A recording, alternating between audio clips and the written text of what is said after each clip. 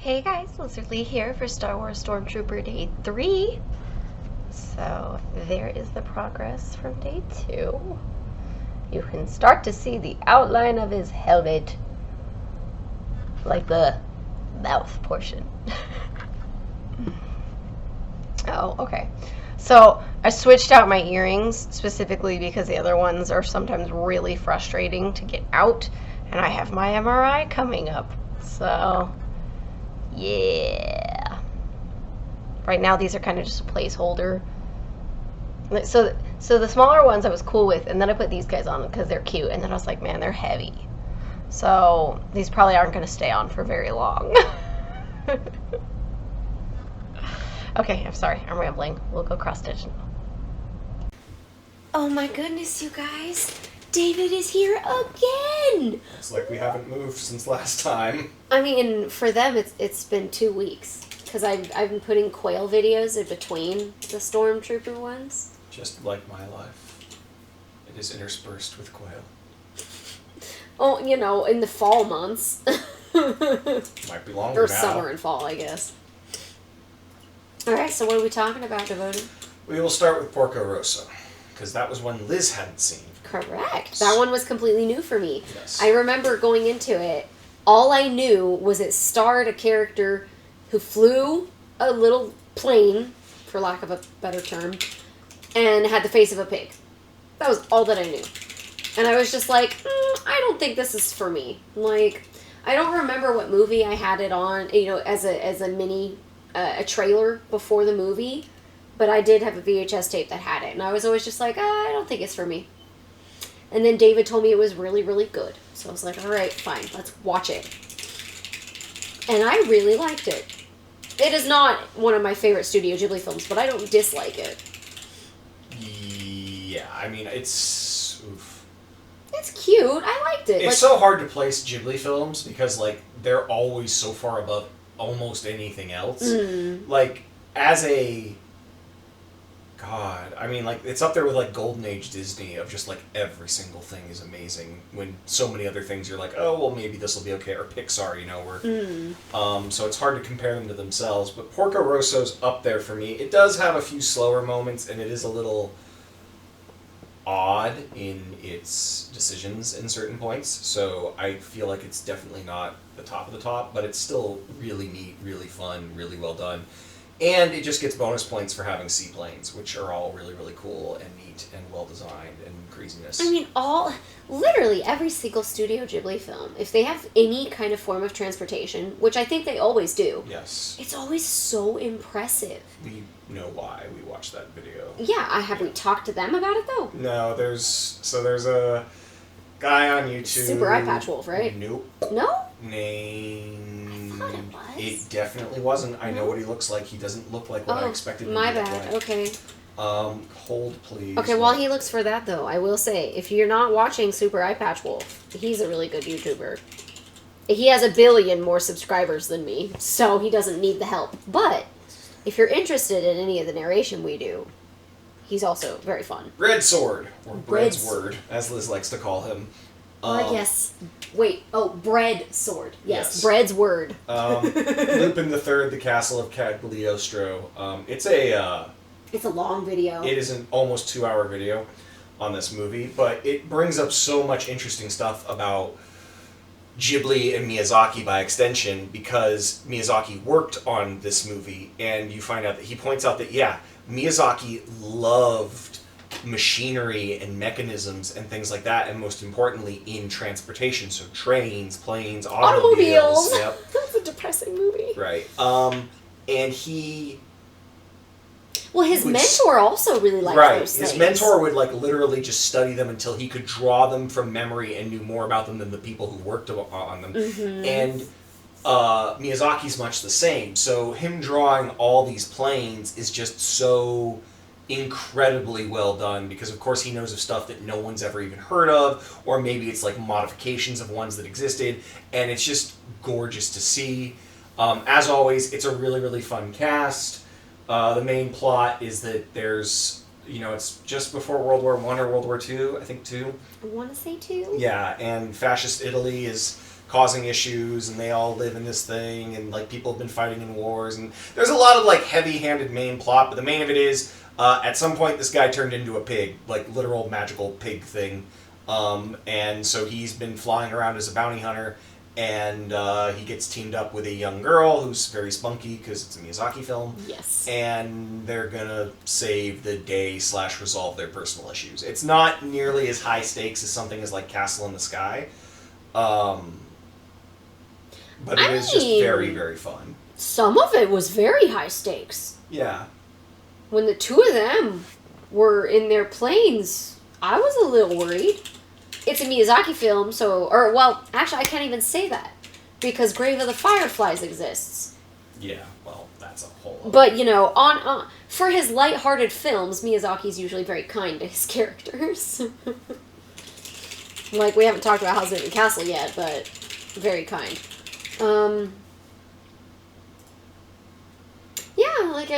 There's not really a romance, but there is like hints of like, oh, this person's in love with this one. And there's a small romance, yes. I mean, nothing actually happens with it. That doesn't mean it's not there. Like, it's very clearly like there's a thing. And yeah, again, she's like so in love with him. Yes. I think she actually said it out loud. Yes. Yeah. So I mean, it's a thing. It's not an end of the world thing, but it's a thing. And then, there's the romance aspect of it, and then there's the... I mean, my favorite character was that girl that helped him with the plane. His like little sidekick. Because she was really spunky. She was great. Yeah. Like, she was fearless, and that was like so impressive. Yep, and it was just like, I don't care about you. I'm just trying to figure out if I can make this plane better. Yeah, and impressive. I love it. Yeah. She's passionate. She's like Winry from Fullmetal Alchemist. If I can make a Brotherhood reference, I will. She's got a lot of Winry vibes. A lot of passion. So yeah, it's a really good film because of that, and again, it's Ghibli doing what Ghibli does best. I do also like that it's kind of like you kind of see the pirates from Castle in the Sky. Again, in a sense, like spiritually, there's a similar group of characters in this. Oh yeah, it opens pretty much with pirates getting like a bunch of little girls on their plane. Because they're holding them hostage, but they're being really nice to them and yada yada. They're being so sweet, and then the little girls start jumping out, and the pirates are freaking out, and they're like, "We're all part of the swim club. We're fine." And I am kind of curious if that was in the original or if they dubbed that in because they thought audiences would be worried. But I was like, I feel like that is very much a Miyazaki thing. To, like, make sure his whole audience knows these little girls are in no danger, A, from the pirates, or B, from the water itself. Yeah, and I mean, in that age, I don't think Miyazaki would have bothered to, like, oh, well, we have to make sure everyone doesn't freak out because the little girls are swimming. It was just, again, it was just a cute little thing, to sprinkle in there. Yeah. Because that's what Miyazaki does. Yeah, I mean...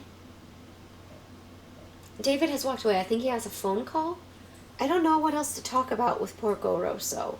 It was really cute. Oh, no, he's back. I missed something. Okay. No, I just, I think it's a little bit interesting as well that he's kind of got... It's an archetype I've seen before where, like, there's a villain of sorts, but even he's not really a villain. He's just arrogant. Yeah. A villainous... In comparison to, like, Castle in the Sky, where you've got, like, a major villain, and in, like, Howl's Moving Castle, you have a war going on. Yeah. And it's very clearly anti-war, because you're seeing the horrors of war.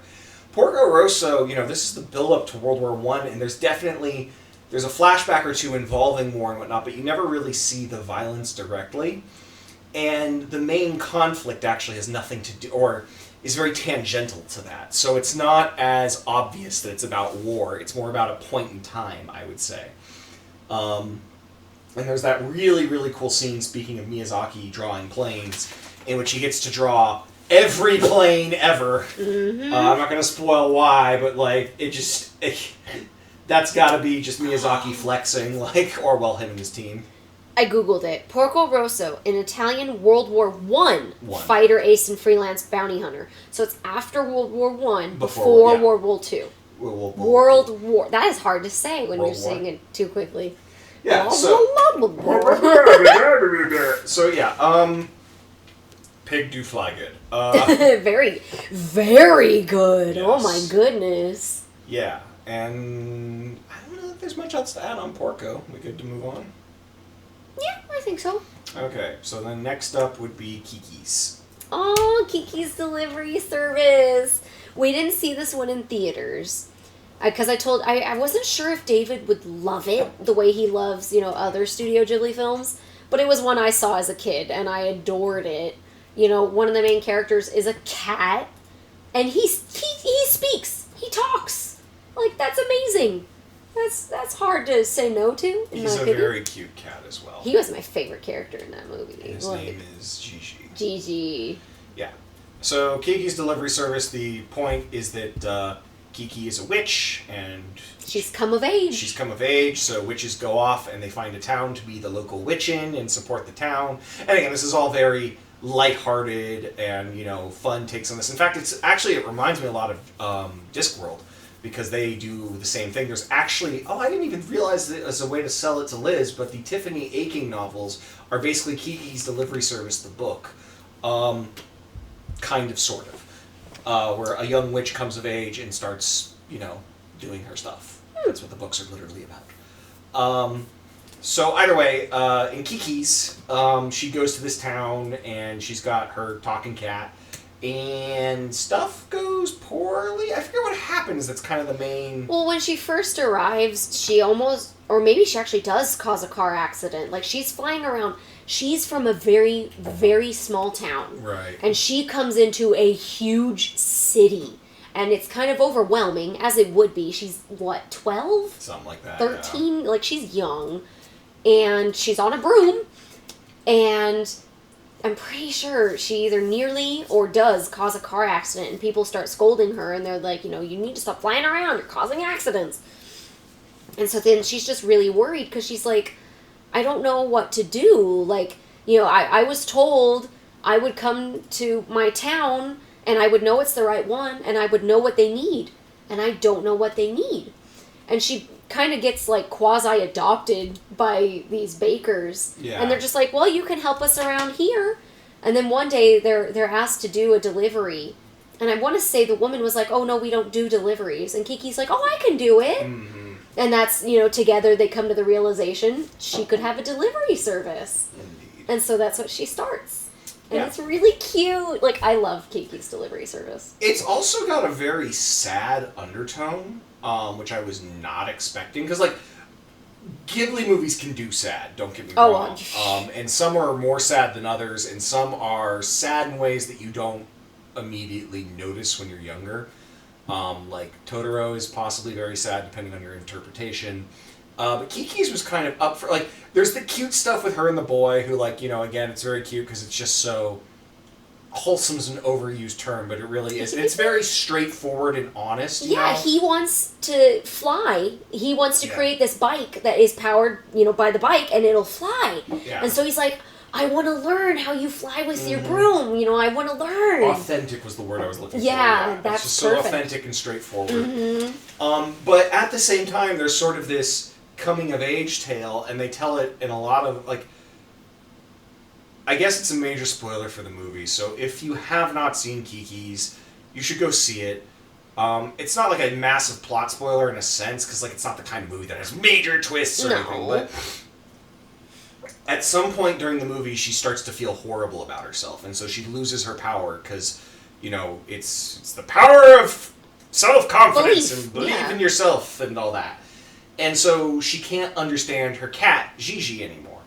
And that never gets fixed. Nope. And it's sort of implied more of a, like, yeah, it's just you're growing up. The whimsy of the world will change and you'll find new passions, but, you won't imagine your cat talking to you anymore or whatever, although he definitely did talk to her. Oh, 100%. Yeah. She just can't understand him anymore. Yeah, and it's sad. And it's sort of like, oh, wow, okay, did not expect that, like, especially given, like, if this were Disney or anyone else, like, we're going to market this cat to the moon, because he's Oh, cute, they do market him everywhere. No, I know, but, like, they would never, ever, ever... Oh, he would still be able to talk by the end of the movie. Or she would be able to understand him by the end. Yeah, because we have 8 more sequels to go. Like, So, yeah. That was one of the reasons that Kiki's never made it into, like, my top 5 because I remember watching it as a child and being like, she can't understand Gigi anymore. This isn't fair. Like, I was so heartbroken about it. I'm gonna start crying. I've got tears in my eyes because it hurt. Like, their friendship was my favorite part of that movie. Like, I adored Kiki and the boy. They're so cute. But her and Gigi were just the best. Like, him pretending to be that statue or stuffed animal or whatever because she messed something up was so cute. And you know, if he didn't love Kiki, he would not have done that. But he did. It was really cute. And then, by the end, he's just a normal cat.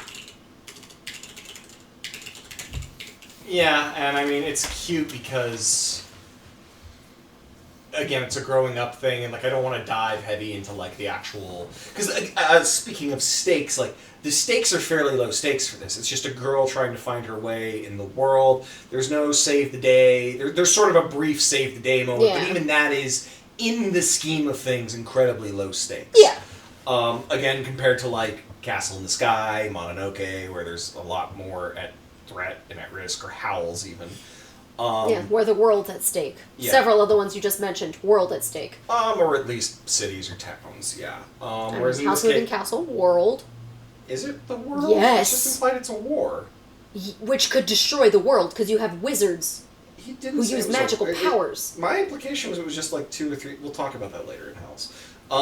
So... I mean, if it gets bad enough, it'll spread. Sure. So anyways,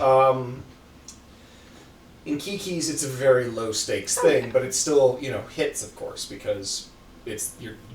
Everyone's been in a position where, they're growing up and they don't know what they want to do and they're trying to find themselves. Yeah, and that they're having a hard time because, this changed, or that's different, or, I don't know what to do here. Mm-hmm. And I feel like everybody has been disillusioned at some point, with either I can't do this anymore, I'm not happy with what I'm doing, Yeah. Everybody has had that moment of just questioning the road you've chosen. And I do love that, they've got, like, airships, which are, of course, cool. The city is gorgeous. Mm-hmm. I don't know what it's based on, but it's just a beautiful city.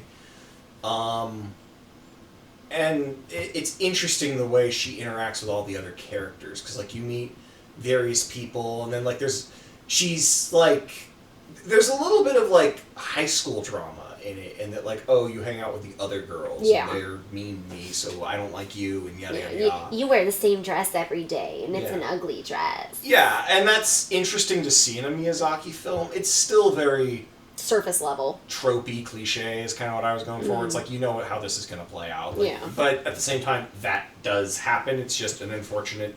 reality. Yeah, way humans work. We like to make clicks and then judge people who aren't in them, and I feel like it's a sign of maturity when you stop doing that or do it less.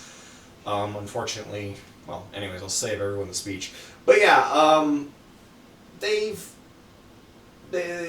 that's kind of what Kiki's is about. It's just like growing up, and so they once again nail that message, and it's in a way that is entertaining, but I definitely say it's one of the slower Ghiblis. It's not super slow, but it's just, okay, well, she's going to do this. Oh, that was kind of neat. She's going to do that. There's also, is it a painter who's in the forest? Who lives alone in the forest? Yeah, she paints. I'm pretty sure she paints. Yeah. And so that was also really or an interesting. Artist of some kind. A little odd, but interesting.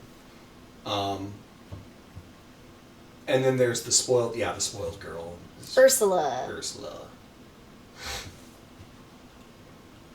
Yeah. Young painter who repairs and returns. Okay, yeah. So she's a painter.